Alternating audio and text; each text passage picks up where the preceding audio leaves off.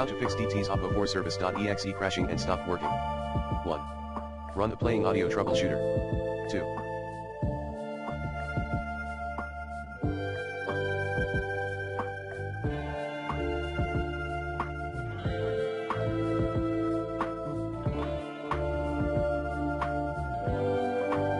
Update your audio driver using the recommended Avast driver updater in this video guide.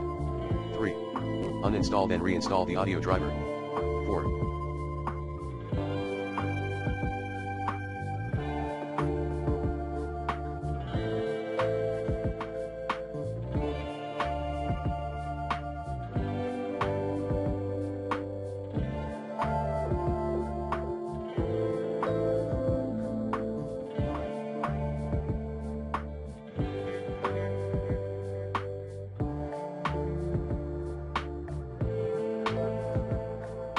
Uninstall and reinstall DTS AudioProcessing software.